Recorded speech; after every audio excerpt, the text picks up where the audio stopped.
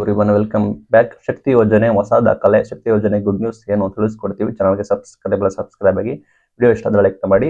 ನೀವು ನೋಡ್ತಾರೆ intelligent Guru YouTube channel. Shakti ಯೋಜನೆ ಹೊಸ ದಾಖಲೆ ಕೂಡ ಮಾಡಿದ್ದಾರೆ. ಇದು ಏನಾಗುತ್ತೆ ಅಂದ್ರೆ main thing, golden book of ರೆಕಾರ್ಡ್ಸ್ಗೆ ಶಕ್ತಿ ಯೋಜನೆ ಬಂದ್ಬಿಟ್ಟು ಸೇರಿದೆ. 2 ವರ್ಷ ಪೂರ್ಣಗೊಂಡಿದೆ. ನಿಮಗೆ ಗೊತ್ತಿರೋ ಹಾಗೆ ಒಟ್ಟು 5 ಬಿಲಿಯನ್ ಮಹಿಳೆಯರು ಉಚಿತವಾಗಿ ಪ್ರಯಾಣ ಕೂಡ ಮಾಡಿದ್ದಾರೆ. ಸರ್ಕಾರಕ್ಕೆ ಮಾದರಿಯಾಗಿದೆ. ಇದು ಪ್ರಸ್ತುತ ಬಂದ್ಬಿಟ್ಟು ವಿಶ್ವ ದಾಖಲೆ, ಗೋಲ್ಡನ್ ಬುಕ್ ಆಫ್ ರೆಕಾರ್ಡ್ ಅಲ್ಲಿ ದಾಖಲಾಗಿದೆ ಅಂತ ಹೇಳಿ ಸಚಿವ ರಾಮಲಿಂಗಾರೆಡ್ಡಿ ಅವರು ಹರ್ಷ ವ್ಯಕ್ತಪಡಿಸಿದ್ದಾರೆ ಅಂತ ಮಾಹಿತಿ ಬರ್ತಾ ಇದೆ. ಕಾರಣ ಎಷ್ಟೇ, 5 ಬಿಲಿಯನ್ ಮಹಿಳೆಯರು ಹೋಗ್ತಾ ಇದ್ದಾರೆ. ಫ್ರೀಯಾಗಿ ಕೊಟ್ಟರೆ 10 ಬಿಲಿಯನ್ ಎಲ್ಲ 100 ಬಿಲಿಯನ್ ಮಹಿಳೆಯರು ಕೂಡ ಹೋಗ್ತಾರೆ. ಸಂತಸ ವ್ಯಕ್ತಪಡಿಸಿದ್ದಾರೆ. ಓಕೆ, 1 ಲಕ್ಷದ ರೆಕಾರ್ಡ್ ಕೂಡ ಆಗಿದೆ ಅಂತ. ಮಹಿಳೆಯ ಸಬಲೀಕರಣ ಆಯಿತು, ಸಾಕಷ್ಟು ಸಹಾಯ ಆಯಿತು. ಬರೋಬ್ಬರಿ 500 ಕೋಟಿ ಮಹಿಳೆಯರು ಕೂಡ ಪ್ರಯಾಣ ಮಾಡಿದ್ದಾರೆ. ಜೂನ್ 11ರಿಂದ ಶುರು ಮಾಡಿದ್ವು.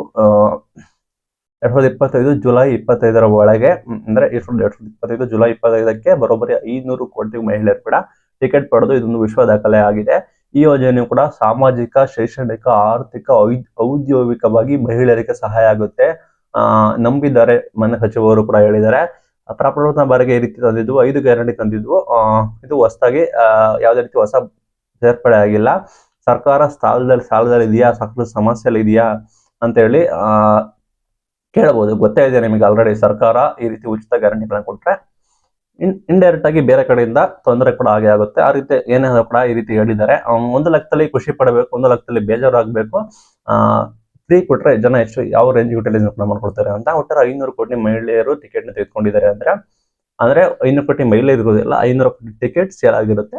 ಅದು ಬುಕ್ಸ್ ಆಫ್ ರೆಕಾರ್ಡ್ಗೆ ಹೋಗಿದೆ. ಆಯ್ತಾ, golden book of record, Guinness ದಾಖಲೆ ಅಂತಾರಲ್ಲ, ಅದಕ್ಕೆ ಹೋಗಿದೆ.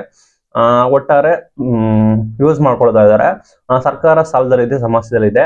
ಇದರ ಬಗ್ಗೆ ನಿಮ್ಮ ಅಭಿಪ್ರಾಯ ಏನು? ನೀವು ದಯವಿಟ್ಟು ಕಮೆಂಟ್ ಮಾಡಿ ತಿಳಿಸಿ. ಇದು ಇವತ್ತಿನ video. Thank you for watching. Thank you.